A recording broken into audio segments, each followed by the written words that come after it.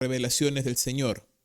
Conozco a un hombre en Cristo que hace 14 años, si en el cuerpo no lo sé, si fuera del cuerpo no lo sé, Dios lo sabe, fue arrebatado hasta el tercer cielo.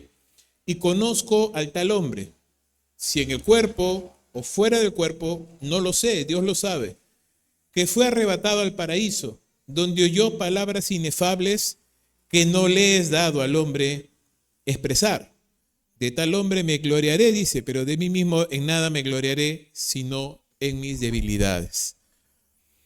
Una de las cosas que vamos a notar aquí es, en el contexto de 2 Corintios, Pablo está presentando la defensa de su ministerio frente a los llamados falsos apóstoles, a estos hombres que intentaban de varias maneras desacreditar a Pablo para que los hermanos de las diferentes iglesias a las que Pablo visitaba o conocía o había fundado, pues ya no tuvieran esa relación cercana con el apóstol, ¿no?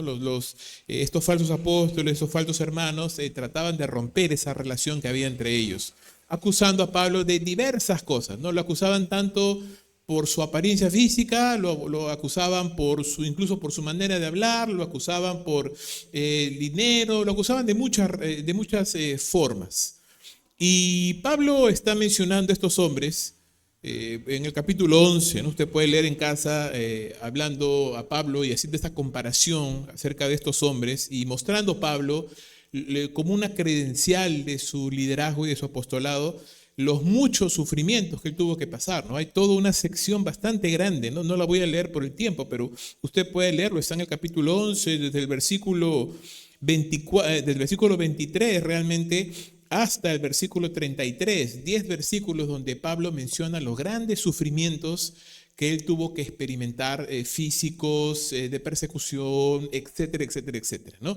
En el interín del trabajo del Señor, ¿no? Por hacer la obra de Dios. Entonces, Pablo está tratando de hacer entender a estos hermanos que hay un precio a pagar y ese precio lo estaba pagando él, no los falsos apóstoles, ¿no? Los falsos apóstoles solo estaban simplemente allí tratando de ganar fama, ganar popularidad para sí mismos, desprestigiando a Pablo. Pablo está diciendo, yo soy el que sufro, yo estoy sufriendo estas cosas y sin embargo acá estoy, ¿no? Sirviendo al Señor.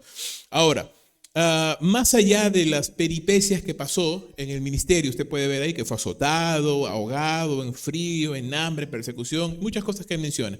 Aparte de eso, como si eso no fuera poco ya, Pablo va a mencionar una experiencia o una de las muchas experiencias que tuvo con el Señor. Usted sabe que el Señor Jesús se le apareció a Pablo en varias oportunidades. Aquí menciona una experiencia espiritual, no con el objetivo, Pablo, de hacer un dogma de eso, sino para contar una de las cosas que él tuvo que experimentar, ¿no? Para dar contexto del sufrimiento que él vivía, no solamente por parte de estos falsos hermanos que le acusaban, sino también por un tema de él, ¿no? Un tema de él sobre el cual muchos se ha escrito, porque muchos hablan acerca de este aguijón en la carne pensando qué era ese aguijón, ¿no? Una prueba espiritual, una enfermedad física, algunos piensan que era ceguera, no se sabe realmente. El punto es que había una situación que Pablo estaba experimentando más allá de los propios problemas que él estaba viviendo con estos falsos hermanos. Ahora, Pablo menciona y dice, ciertamente no me conviene gloriarme, pero vendré a las visiones y a las revelaciones del Señor. Y menciona la historia de un hombre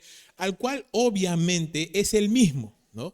Es el mismo, pero lo está haciendo y escribiéndolo de tal manera para poner un gran contraste entre los falsos apóstoles que atraen la atención sobre sí mismos y quieren la fama, quieren la atención de las personas.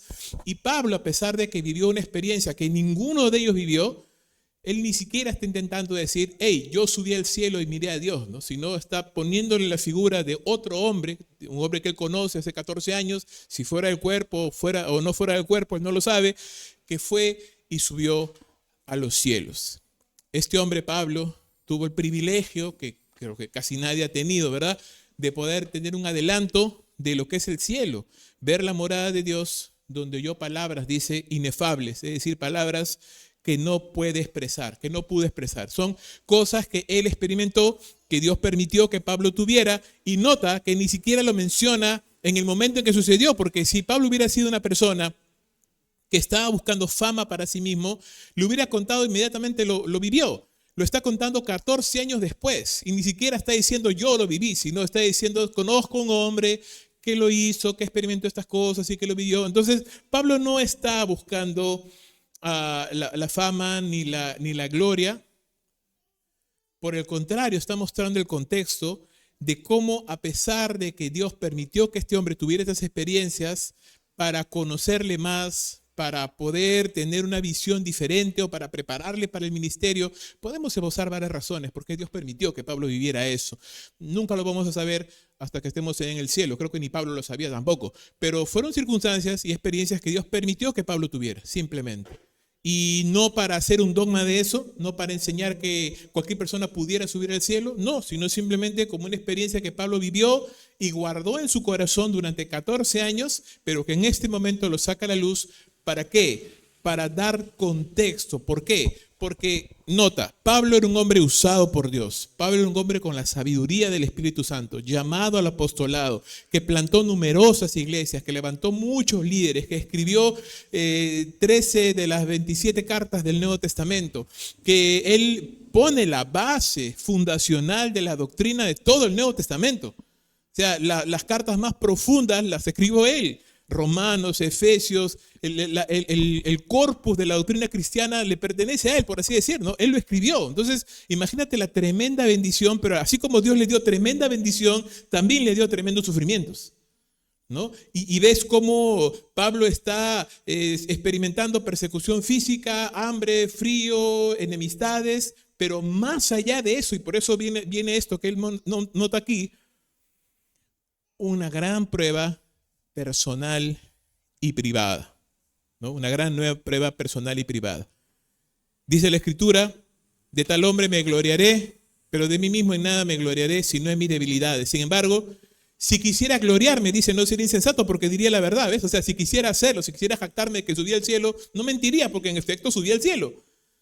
Pero, dice, lo dejo para que nadie piense más de mí, de lo que en mí ve u oye de mí, ¿no? Pablo tuvo grandes bendiciones. Y una de las cosas que vamos a notar, si usted recuerda, cuando en Hechos capítulo 9, Pablo se convierte al Señor y Pablo está ahí ciego, ayunando, esperando qué va a suceder, Dios habla a Ananías, a un discípulo, y le dice, ve y anda, ve a Saulo y ora por él, porque instrumento escogido me es este, le dice, ¿no? Y yo le mostraré, si usted recuerda ese texto, dice, yo le mostraré cuánto es necesario sufrir por causa de mi nombre, ¿no? Entonces, estos sufrimientos no eran circunstancias aleatorias, ¿no? Era algo que ya estaba premeditado y que ya estaba diseñado por Dios para formar al hombre que Pablo iba a ser a través del sufrimiento. El hombre se forma a través del sufrimiento, hermanos. El hombre se forma a través del sufrimiento.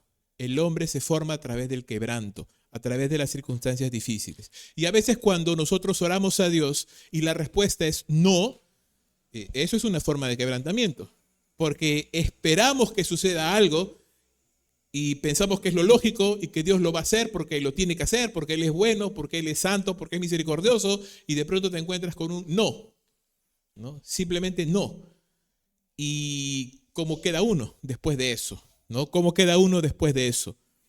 Pablo dice, para que las grandezas, o para que la grandeza, verso 7, de las revelaciones no me exaltara desmedidamente, me fue dado, dice, un aguijón en mi carne, ¿no? Un aguijón en mi carne, un mensajero de Satanás que me abofetee para que no me enaltezca sobremanera.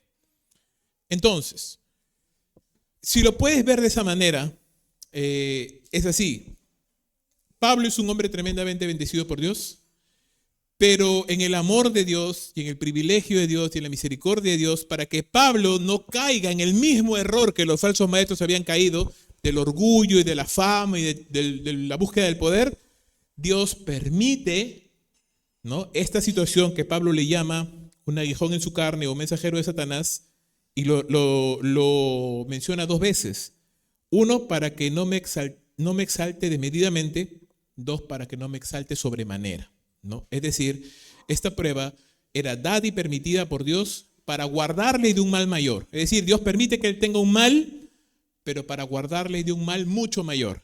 ¿Cuál era ese mal mucho mayor? El orgullo, ¿no? Para guardarle del orgullo.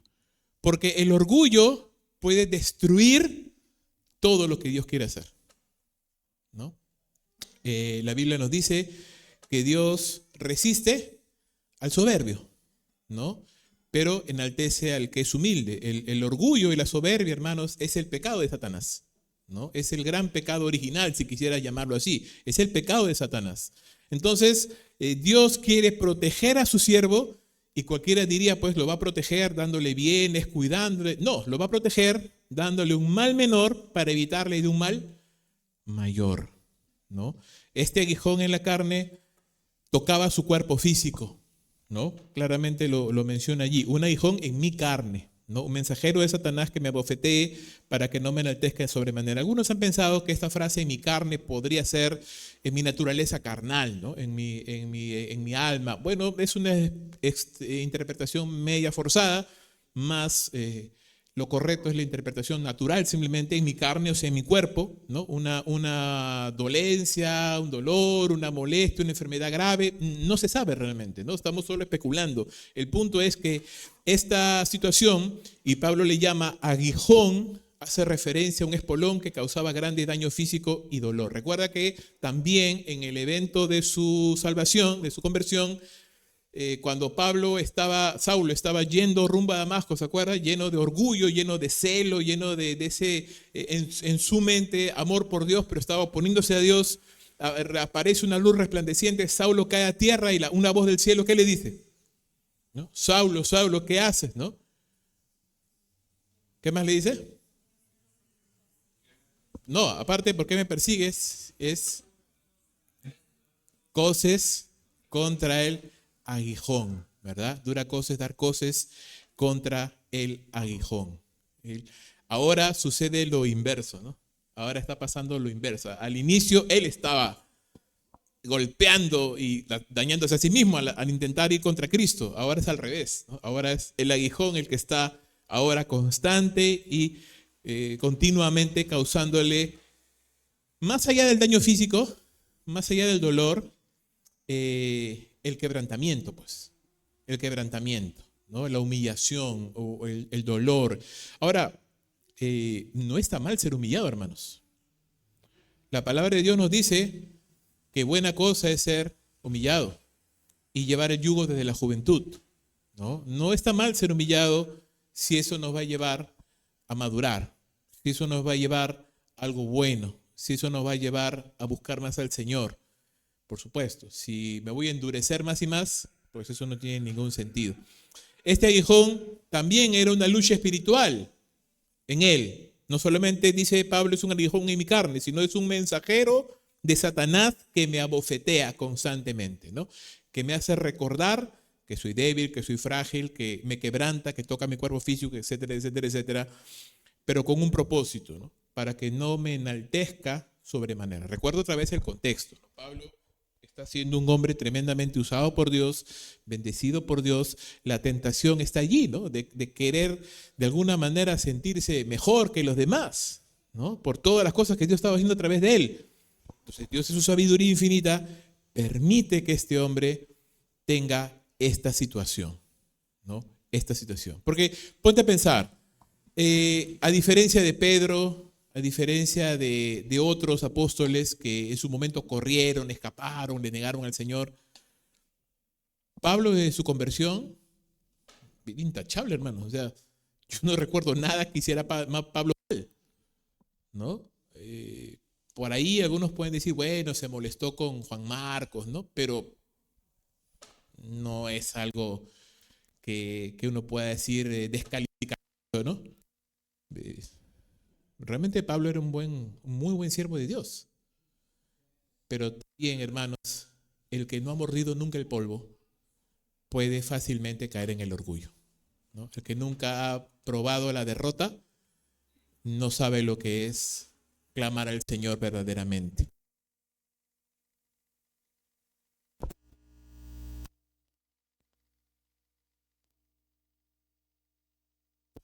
Esa grande tribulación para que no se enaltezca sobremanera, y con eso pensamos como Dios en su gracia y misericordia había provisto para Pablo salvación, Le había dado un llamado, le había dado un ministerio, le había dado sabiduría, le había dado dones espirituales, le había dado gozo, le había dado inteligencia, pero también le había dado un aguijón, un recordatorio constante de que a pesar de todo lo que Dios le había dado y cómo Dios lo había bendecido, Pablo seguía siendo carne.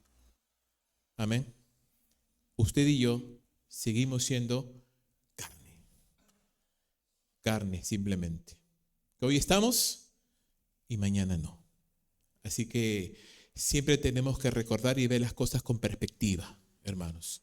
Dios te ha bendecido, Dios te ha dado sabiduría, Dios te ha dado un don, un talento. Excelente, hermano, gloria a Dios. Pero nunca te olvides que es por Dios. Y si Dios simplemente lo retira, ¿qué queda? ¿Qué queda de mí si Dios retirara su gracia, hermano?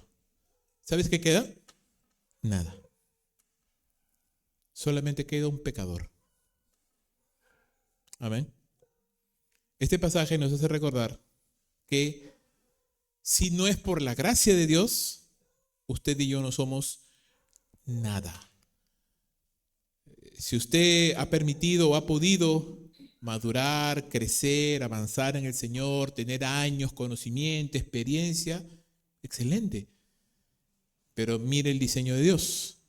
Dios con una mano te da sus grandes bendiciones, pero con la otra también te da una circunstancia, una situación, algo para que no nos enaltezcamos desmedidamente.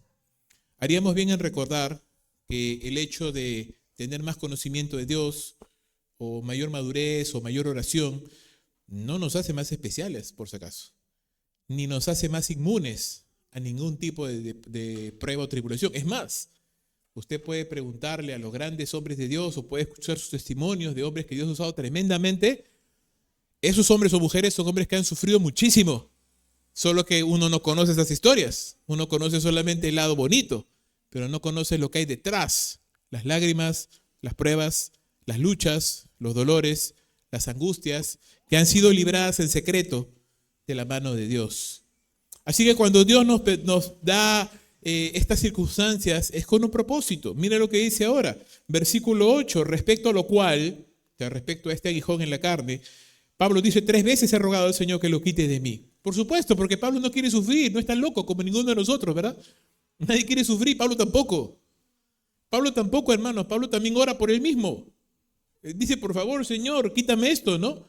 Y yo estoy casi seguro que él diría, Señor, quítame esto para poder servirte mejor, porque tal vez esto es un freno para mí, me duele o me molesta, me desanima. No sabemos exactamente la naturaleza de la prueba que estaba viviendo, pero hermanos, usted y yo hemos vivido pruebas y sabemos lo que significan, ¿verdad? Sabemos el dolor, el desánimo, la angustia, la debilidad, etcétera, etcétera, etcétera. Y Pablo está haciendo bien, pidiéndole a Dios 3 veces, Señor, por favor, quítalo de mí. ¿No? Quítalo de mí, Señor.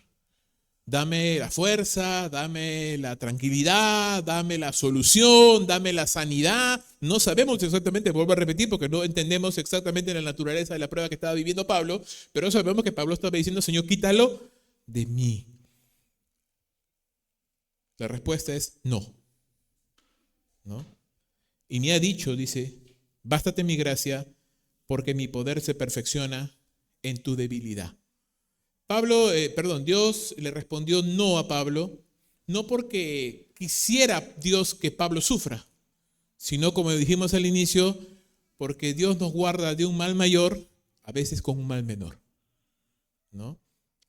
Porque a los ojos de Dios, hermanos, no ve las cosas como nosotros, pues, ¿no? Nosotros lo vemos simplemente en función de que si es algo bueno es bendición y si es algo malo es maldición. Somos así delimitados, ¿no? Vemos blanco y negro nomás. Si es algo bueno, bendición. Si es algo malo, maldición. Pero no siempre es así. Aquí vemos que aún lo malo, en las manos de Dios, se puede convertir en una bendición. Dios está enseñándole a Pablo a que aún en medio de la dificultad, Pablo puede conocer a Dios. Aún en medio de la tribulación, Pablo puede depender de Dios. Y aún en medio del dolor, Pablo puede confiar en que Dios sabe lo que hace. Tenemos que aprender entonces a depender, a bastarnos y a sentirnos satisfechos con la gracia de Dios, con su poder, su favor, su misericordia, que sabe trabajar con nosotros a pesar de. La reacción de Pablo entonces es doble. Dice, por lo tanto, Pablo no terqueó, ¿no? Oró 3 veces, las 3 veces el Señor le respondió lo mismo, dijo, ok, Pablo, ok, Señor, ya está, ¿no? Lo dejo allí, ya no voy a seguir insistiendo. Por lo tanto, dice, Pablo cambia la actitud ahora. Ya no está viéndose como una víctima, ¿no?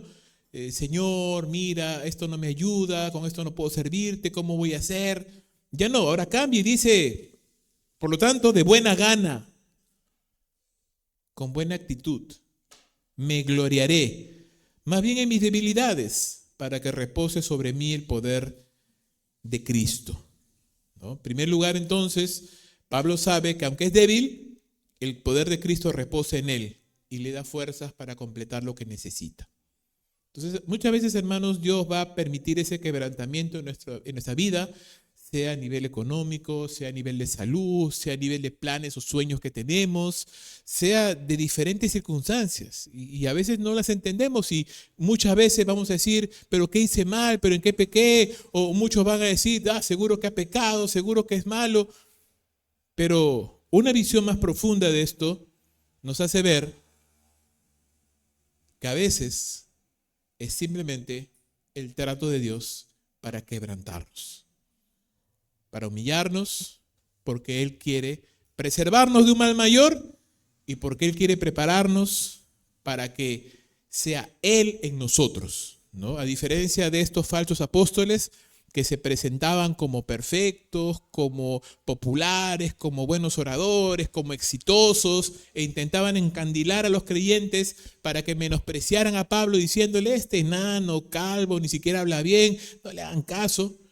Miren, encima está enfermo, Dios lo ha castigado, Dios lo ha disciplinado, no sirve para nada.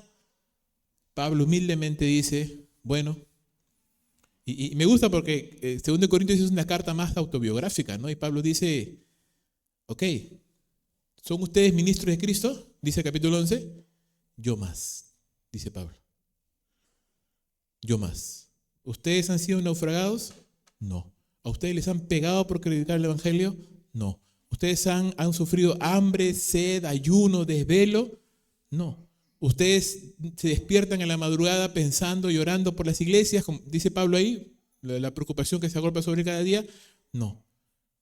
¿Ustedes lo llevan fácil? Yo soy el que sirvo. Y encima, dice Pablo, Dios me llevó al cielo, pude ver la gloria de Dios. No me jacto, porque Dios también permitió un dolor en mi vida, ¿no? Un dolor en mi corazón que me impide jactarme y me hace recordar todos los días que no soy yo, amén, que no es usted, que es Cristo, amén. Es Cristo, hermanos. No es lo que yo hago, no es lo que yo soy, es Cristo y siempre será Cristo.